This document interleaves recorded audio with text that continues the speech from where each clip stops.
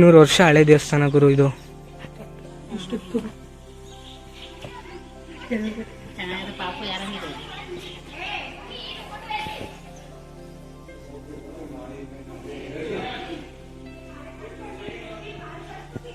ನೋಡಿ ಹಳೆಗನ್ನಡದಲ್ಲಿ ಇದರಲ್ಲಿ ಎಷ್ಟು ವಿಷಯ ಇರ್ಬೋದು, ಏನೋ ವಿಷಯ ಇದೆ ಇದರಲ್ಲಿ. ಇಲ್ಲಿ ಕೆಳಗೆ ಪಕ್ಕ ಕೊಟ್ಟಿದ್ದಾರೆ ಅದ್ರ ಬಗ್ಗೆ ಡೀಟೇಲ್ಸು.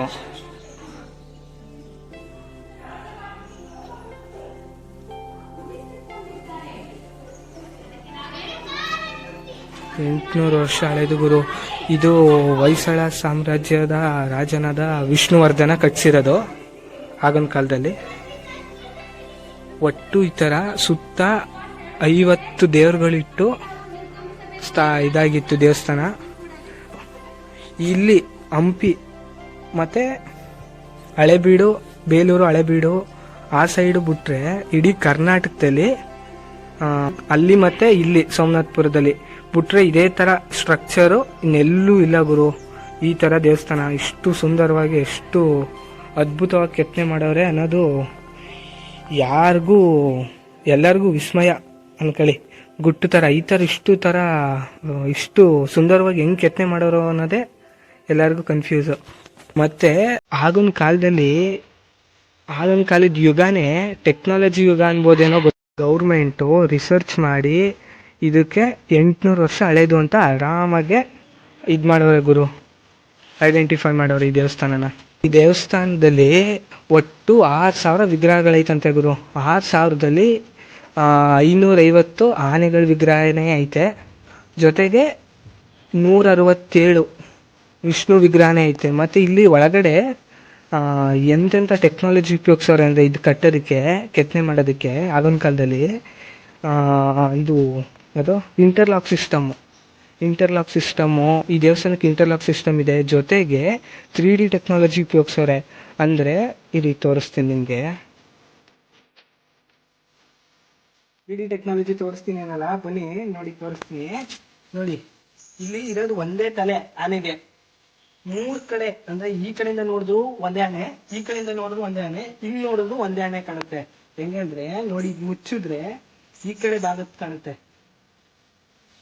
ನೋಡಿ ಇದು ಮುಚ್ಚಿದ್ರೆ ಈ ಕಡೆ ಭಾಗತ್ ಕಾಣುತ್ತೆ, ನೋಡಿ ಇದೆರಡು ಮುಚ್ಚಿದ್ರೆ ಈ ಭಾಗತ್ ಕಾಣುತ್ತೆ.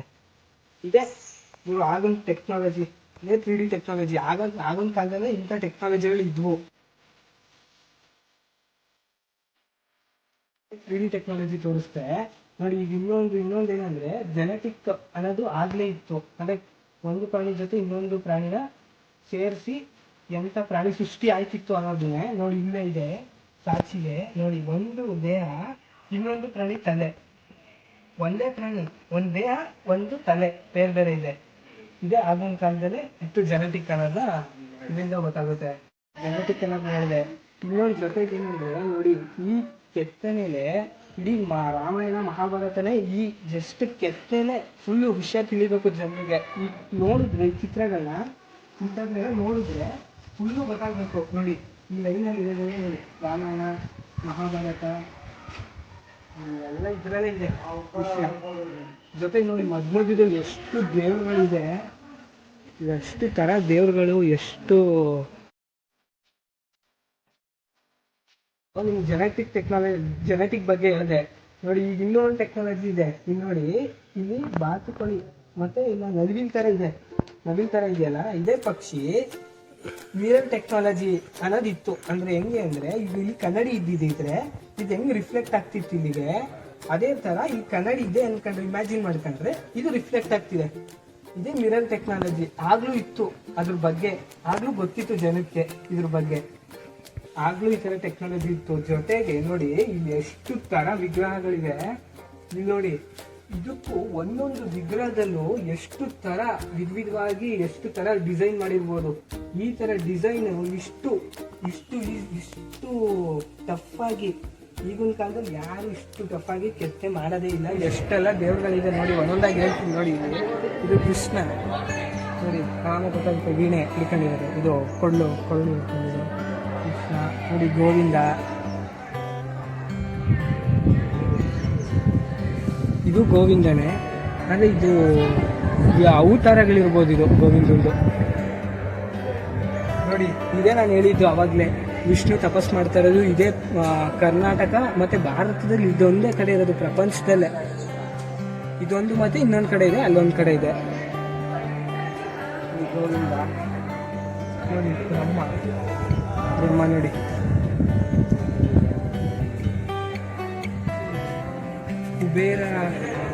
ಕುಬೇರ ಇರ್ಬೋದು, ವರಹ ನೋಡಿ, ಕಾಲದಲ್ಲಿ ಇಷ್ಟಿತ್ತು. ಜೊತೆಗೆ ನೋಡಿ ಇಷ್ಟು ದೀರ್ಘವೈರವಾದ ದೇವ್ರುಗಳಿದೆ. ಒಂದೊಂದು ದೇವ್ರಿಗೂ ಒಂದೊಂದು ತರ ಡಿಸೈನ್ ಮಾಡವ್ರೆ, ಒಂದೊಂದು ಡಿಸೈನ್ ಅನ್ನು ಕೆತ್ತನೆ ಮಾಡವ್ರೆ. ಇದರಲ್ಲಿ ಈಗ ಜನರೇಷನ್ ಅಲ್ಲಿ ಬಗ್ಗೆ ಒಂದು ಗಮನ ಇರ್ಬೋದು, ಆಸಕ್ತಿ ಇರ್ಬೋದು, ಅಷ್ಟಿಲ್ಲ ಈಗ ಜನರೇಷನ್ ಅವ್ರಿಗೆ. ಎಷ್ಟು ಫೋನ್ ಅಲ್ಲಿ ಇದ್ರ ಬಗ್ಗೆ ಬಂದು ತಿಳ್ಕೋಬೇಕು. ಜನರೇಷನ್ ಅವರು ಬರೀ ಫೋನು ಗೀನು ಆ ಥರನೂ ನೋಡ್ಕೊಂಡಿರ್ತಾರೆ. ಇದ್ರ ಬಗ್ಗೆ ನೋಡಿ ಒಂದು ಎಷ್ಟು ತರ ವಿಧವಾಗಿ ಕೆತ್ತನೆ ಮಾಡಿದ್ದಾರೆ, ಒಂದೊಂದಕ್ಕೆ ಎಷ್ಟು ತರ ಡಿಸೈನ್ ಇದೆ, ಅದ್ರ ಬಗ್ಗೆ ಎಲ್ಲ ತಿಳ್ಕೋಬೇಕು. ಅದ್ರ ಜೊತೆಗೆ ಬಂದಿರೋರಾಗ್ಲಿ ಬಂದಿಲ್ಲದೆ ಇರೋರಾಗ್ಲಿ ದೇವಸ್ಥಾನಕ್ಕೆ ಇನ್ನೊಂದ್ಸತಿ ಬಂದು ಹುಡುಕ್ಬೇಕು, ಇನ್ನೇನೇನಿದೆ ಇದರಲ್ಲಿ, ಇನ್ನೇನೇನು ವಿಷಯ ಇದೆ, ಇನ್ನು ಯಾವ ತರ ಟೆಕ್ನಾಲಜಿ ಉಪಯೋಗಿಸಿ ಇದನ್ನು ಕಟ್ಟಿರ್ಬೋದು, ಕೆತ್ತನೆ ಮಾಡಿರ್ಬೋದು ಅಂತ ತಿಳ್ಕೋಬೇಕು. ಏನಂದ್ರೆ ಇದು ಒಂದೇ ಕಲ್ಲಿರೋದು.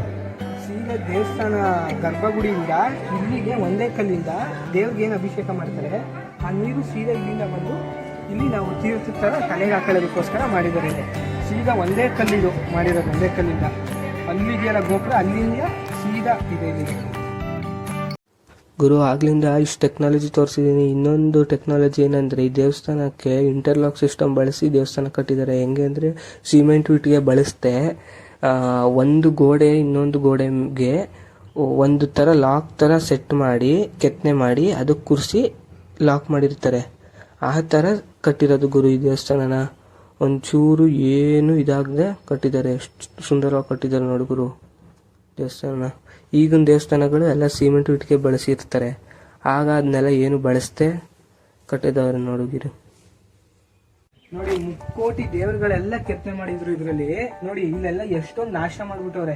ನೋಡಿ ಇಲ್ಲೆಲ್ಲ ಒಂದೊಂದು ದೇವ್ರಿಗೂ ಒಂದೊಂದು ಗೋಪುರ, ಹೆಂಗೆ ದೇವಸ್ಥಾನ ಮಾಡಬೇಕು ಆ ತರ ಇದೊಂದೇ ಬಂಡೆ, ಇದರಲ್ಲಿ ಇದೊಂದೇ ಬಂಡೆ ಗೋಡೆಯಲ್ಲಿ ಇಷ್ಟು ತರ ದೇವ್ರನ್ನ ಕೆತ್ತನೆ ಮಾಡೋರು ಗುರು.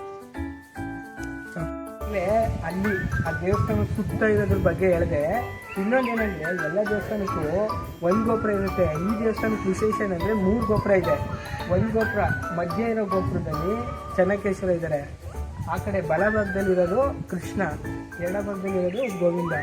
3 ದೇವರಿದೆ ಗುರು. ಇದೇ ಮೇಜರ್ ದೇವರುಗಳು ಇಲ್ಲಿಯೋ. ಜೊತೆಗೆ ಆಗಿನ ಕಾಲದಲ್ಲಿ 2-3 ಸತಿ ಆಕ್ರಮಣ ಆಗಿರೋದ್ರಿಂದ ಈ ಜಾಗದಲ್ಲಿ, ಅದಕ್ಕೆ ನೋಡಿ ಅಲ್ಲಿ ಮೇಲ್ಗಡೆ ಗೋಡೆ ಎಲ್ಲ ಸ್ವಲ್ಪ ನಾಶ ಆಗಿದೆ, ವಿಗ್ರಹಗಳೆಲ್ಲ ನಾಶ ಆಗಿದೆ ಸ್ವಲ್ಪ. ಇಲ್ಲಿದೆಯಲ್ಲ, ಇಲ್ಲಿ 18 ಕಂಬ ಇದೆ ಒಟ್ಟು. ಈ 18 ಕಂಬನು ಒಂದೇ ಥರ ನೋಡೋಕ್ಕೆ ಒಂದೇ ಥರ ಕಾಣುತ್ತೆ. ಒಂದೇ ಬಂಡೆಯಲ್ಲಿ ಕೆತ್ತನೆ ಮಾಡಿರ್ಬೋದು ಅನ್ಸುತ್ತೆ, ಆದರೆ ಇದೆಲ್ಲ ಬೇರೆ ಬೇರೆ ಬಂಡೆನೆ. ಆ ರೀತಿ ಕೆತ್ತನೆ ಮಾಡಿರೋದೇ ವಿಶೇಷ ಗುರು ಈ ದೇವಸ್ಥಾನದ್ದು. ಈ ದೇವಸ್ಥಾನ ಇಷ್ಟು ವಿಶೇಷವಾಗಿ ಕೆತ್ತನೆ ಮಾಡೋರೆ, ಇದಕ್ಕೆ ಜನ ನೋಡಿ ಜನನೇ ಇಲ್ಲ. ಇಂಥ ದೇವಸ್ಥಾನನ ಬಂದೇ ನೋಡಲ್ಲ. ಇಲ್ಲಿರೋದು ಎಷ್ಟೊಂದು ಜನಕ್ಕೆ ಗೊತ್ತೇ ಇಲ್ಲ ಗುರು ಇಂಥ ದೇವಸ್ಥಾನ ಇರೋದು. ಇಷ್ಟು ಚಂದವಾಗಿರೋ ದೇವಸ್ಥಾನಕ್ಕೆ ಜನಗಳೇ ಬರಲ್ಲ. ಏನಿದ್ರು ಬರೀ ಹಂಪಿ, ಹಳೇಬೀಡು ಅಂಥ ದೇವಸ್ಥಾನಕ್ಕೆ ಹೋಯ್ತಾರೆ ಗುರು. ಅದೇ ಥರ ನಮ್ಮ ಮೈಸೂರವ್ರಿಗೆಲ್ಲ ಹತ್ತಿರವಾಗಿ ಕಮ್ಮಿ ಖರ್ಚಲ್ಲಿ ಬಂದು ಅಂಥ ಕಲೆ ಎಲ್ಲ ಅರ್ಥ ಮಾಡ್ಕೊ ಹೋಗೋವಂಥ ಜಾಗ ಆಗಿರೋದ್ರಿಂದ ಇಲ್ಲಿಗೆ ಯಾರು ಬರೋದೇ ಇಲ್ಲ. ಸುತ್ತಮುತ್ತ ಇರೋರೆಲ್ಲ ಮಿಸ್ ಮಾಡಿದೆ ಇಲ್ಲಿಗೆ ಬಂದು ಭೇಟಿ ಮಾಡಿ, ವಿಸಿಟ್ ಮಾಡಿ, ನೋಡಿ ಇದ್ರ ಬಗ್ಗೆ ತಿಳ್ಕೊಳ್ಳಿ, ಅರ್ಥ ಮಾಡ್ಕೊಳ್ಳಿ.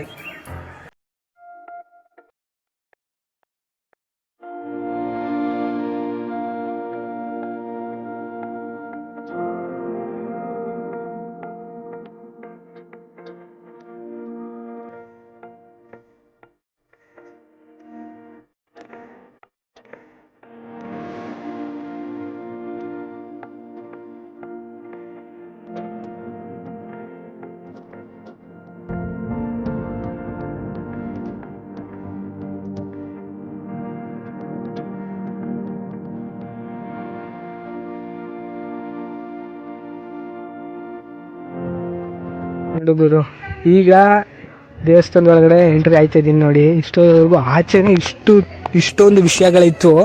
ಈಗ ಒಳಗಡೆ ಏನು ವಿಷಯ ಇದೆ ಬನ್ನಿ ಹೇಳ್ತೀನಿ ನೋಡಿ. ಆ ಕಡೆ ಈ ಕಡೆ ದೇವರು ದೇವ್ರುಗಳಿತ್ತು ಇಲ್ಲಿ, ಆದರೆ ನಾಶ ಮಾಡಿಬಿಟ್ಟವ್ರೆ, ದೇವ್ರು ಇಲ್ಲ ಈಗ. ಜೊತೆಗೆ ನೋಡಿ ಒಳಗಡೆ ಬೆಳಕು ವ್ಯವಸ್ಥೆಗೋಸ್ಕರ ಕಲ್ಲುಗಳಲ್ಲಿ ಎಂತ ಕಿಟಕಿ ಚಿಕ್ಕ ಚಿಕ್ಕ ಕಿಟಕಿ ಥರ ಮಾಡಿದ್ದಾರೆ. ಅದು ಡಿಸೈನ್ ಆಗಿ ನೋಡಿ, ಒಳಗಡೆಯಿಂದ ನೋಡಿದ್ರೆ ಚೌಕಾಕಾರ, ಇದು ಆಚೆಯಿಂದ ನೋಡಿದ್ರೆ ನಕ್ಷತ್ರಕಾರದಲ್ಲಿದೆ. ಅಷ್ಟು ಸುಂದರವಾಗಿ ಕೆತ್ತನೆ ಮಾಡಿದ್ದಾರೆ, ಗೊತ್ತಾಗಬಾರ್ದು ಇದು ಬೆಳಕುಗೋಸ್ಕರ ಮಾಡಿರೋದು ಅಂತ. ಮತ್ತೆ ತಂಪಾಗಿರೋದಕ್ಕೆ ಎಷ್ಟು ವ್ಯವಸ್ಥೆ ಮಾಡಿದ್ದಾರೆ ನೋಡಿ. ಮೇಲೆಲ್ಲ ನೋಡಿ, ಇದೆಲ್ಲ ಎಷ್ಟು ಕಷ್ಟಕರವಾಗಿ ಕೆತ್ತನೆ ಮಾಡಿರ್ಬೋದು, ಎಷ್ಟು ಸುಂದರವಾಗಿದೆ ನೋಡಿ ಅದು. ಇದು ಇದೆಯಲ್ಲ, ಹೂವು ಅಳುತ್ತಾ ಇರೋ ರೀತಿ ಕೆತ್ತನೆ ಮಾಡಿದ್ದಾರೆ ಒಳಗಡೆಯಿಂದ. ಮತ್ತೆ ನೋಡಿ ಇನ್ನೊಂದಿದೆ, ಈ ಸೆಂಟರ್ ದೊಡ್ಡ ಹೂವು ಇದೆ, ಇದೇ ದೊಡ್ಡ ಹೂವು. ಆದರೆ ಆಗಿನ ಕಾಲದಲ್ಲಿ ಇದೇ ಥರ ಕೆಳಗಡೆ ಡಿಸೈನ್ ಆಗಿದ್ರೆ ನಿಧಿ ಇರುತ್ತೆ ಅಂತಿದ್ರು ಆಗಿನ ಕಾಲದಲ್ಲಿ. ಇದು ಮಾಡ್ತೀವಿ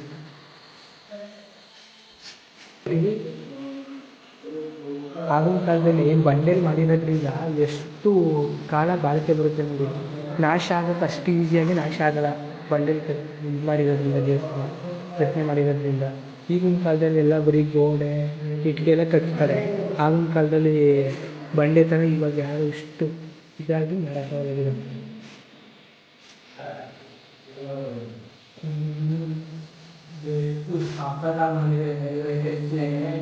ಎಲ್ಲ ನಾವು ಫೋಟೋ ಗೀಟೋ ನೋಡಿದಾಗೆ ಇದೆ, ಅಷ್ಟು ಚೆನ್ನಾಗಿ ಕೆತ್ತನೆ ಮಾಡಿದ್ದೀವಿ. ಸದ್ಯ ಇದೆಲ್ಲ ನಾಶ ಆಗಲಿಲ್ಲ ನಮ್ಮ ಪುಣ್ಯಕ್ಕೆ. ಇಂಥದ್ದೆಲ್ಲ ನೋಡಕ್ಕೆ ನಮ್ಗೆ ಸಿಕ್ಕಿದೆಯಲ್ಲ, ಅದೇ ನಮ್ಮ ಪುಣ್ಯ. ನಮ್ಮ ನೋಡಿ ಇಲ್ಲಿ ಕೃಷ್ಣ ಪರಮಾತ್ಮ ಇದೆ, ಕೃಷ್ಣ ಇದೆ. ಅದೇ ವಿಷ್ಣು ಕೃಷ್ಣ ಅನ್ಬೋದು, ಕೃಷ್ಣನೇ. ಅದೇ ವಿಷ್ಣು ಕೃಷ್ಣ ಅದೇ ಥರ ಇದು ಇದೇ ಥರ ಡಿಸೈನ್ ಇದು ಮಾಡಿದ್ದಾರೆ, ಚೆನ್ನಾಗಿದ್ದಾರೆ. ಆದ್ರೆ ಹೇಳ್ತಾರ ಈ ಚೆನ್ನಕೇಶ್ವರ ಇಲ್ಲ, ಅದೇ ಚೆನ್ನಕೇಶ್ವರ ಗೋವಿಂದ ಎಲ್ಲ ಒಂದೇ. ಚೆನ್ನಕೇಶ್ವರ ಗೋವಿಂದ ಇದ್ದಾನೆ, ಗೋವಿಂದ.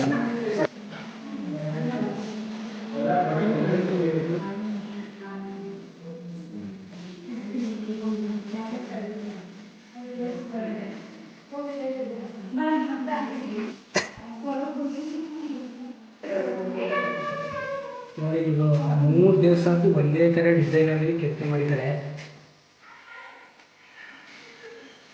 ನೋಡಿ. ಇಲ್ಲಿ ಚೆನ್ನಕೇಶ್ವರ ಇರೋದು, ಅಲ್ಲಿ ಗೋವಿಂದ, ಆ ಕಡೆ ಕೃಷ್ಣ. ಅಂದರೆ 3 ದೇವರು ಒಂದೇ ದೇವರು, ಒಂದೇ ದೇವರದ್ದು 3 ಅವತಾರನ 3 ಥರ ದೇವಸ್ಥಾನ ಮಾಡಿದ್ದಾರೆ. ಅಷ್ಟೇ ವಿಶೇಷ ಏನಿಲ್ಲ. ಒಂದೇ ದೇವರು ಕೃಷ್ಣ, ವಿಷ್ಣು, ವೆಂಕಟೇಶ್ವರ, ಚೆನ್ನಕೇಶ್ವರ ಎಲ್ಲ ಒಂದೇ ದೇವರು ಅಷ್ಟೇ ಅಂತ ನೋಡಿ.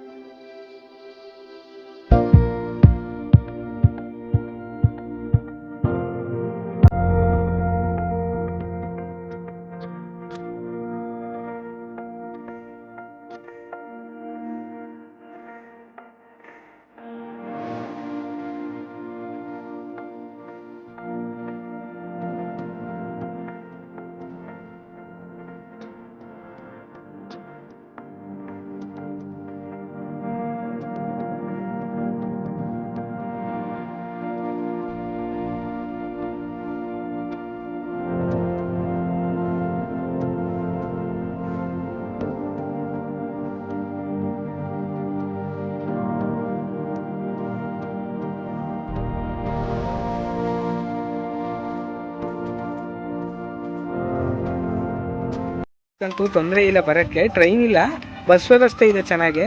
ಆರಾಮಾಗಿ ನೀವು ಕಂಟಿನ್ಯೂ ಇದೆ ಸಿಟಿ ಬಸ್ಸು, ಒಂದ್ಸರಿ ಬರುತ್ತೆ ಹೋಗುತ್ತೆ, ರೆಗ್ಯುಲರ್ ಟ್ರಿಪ್ ಮಾಡುತ್ತೆ ಅದು. ಜನ ಅಂತೂ ಪರವಾಗಿಲ್ಲ, ಅಷ್ಟೊಂದೇನು ಜನ ಬಂದಿಲ್ಲ ಅಂತ ಅಲ್ಲ, ಬರ್ತಿದ್ದಾರೆ ಜನ. ಆದರೂ ಅಷ್ಟೊಂದು ಜನ ಏನೂ ಇಲ್ಲ.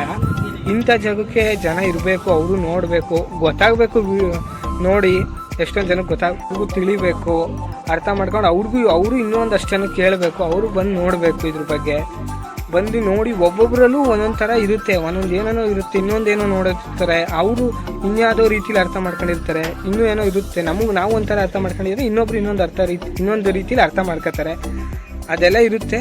ಅದಕ್ಕೋಸ್ಕರ ಈ ವಿಡಿಯೋನ ಆದಷ್ಟು ಶೇರ್ ಮಾಡಿ, ಲೈಕ್ ಮಾಡಿ, ಸಬ್ಸ್ಕ್ರೈಬ್ ಮಾಡಿ. ಈ ದೇವಸ್ಥಾನದ ಬಗ್ಗೆ ನನಗೆ ಗೊತ್ತಿರೋ ಅಷ್ಟೆಲ್ಲ ಡೀಟೇಲ್ಸು ರಿಸರ್ಚ್ ಮಾಡಿ ನಿಮಗೆ ಎಲ್ಲ ವಿಷಯನೂ ತಿಳಿಸಿದ್ದೀನಿ. ಇನ್ನೂ ಯಾವ್ದಾದ್ರು ನಾನು ಹೇಳಿಲ್ದಿರೋ ವಿಷಯ ಇದ್ದರೆ ನೀವು ಕಮೆಂಟ್ ಮಾಡಿ ದಯವಿಟ್ಟು, ಅದ್ರ ಬಗ್ಗೆ ನಾನು ಇನ್ನೊಂದು ಸ್ವಲ್ಪ ತಿಳ್ಕೊತೀನಿ. ಜೊತೆಗೆ ಇನ್ಯಾವುದಾದ್ರು ಇದೇ ಥರ ಪುರಾತನ ದೇವಸ್ಥಾನ, ಹಳೇ ಪುರಾತನ ದೇವಸ್ಥಾನಗಳ ಬಗ್ಗೆ ನಿಮಗೆ ಗೊತ್ತಿದ್ರೆ ದಯವಿಟ್ಟು ಕಮೆಂಟ್ ಮಾಡಿ. ಅದ್ರ ಬಗ್ಗೆ ನೆಕ್ಸ್ಟ್ ವಿಡಿಯೋಲಿ ಅದ್ರ ಬಗ್ಗೆ ನಾನು ರಿಸರ್ಚ್ ಮಾಡಿ ನಿಮಗೆ ನೀಟಾಗಿ ವಿಡಿಯೋಲಿ ವಿಷಯ ತಿಳಿಸ್ತೀನಿ.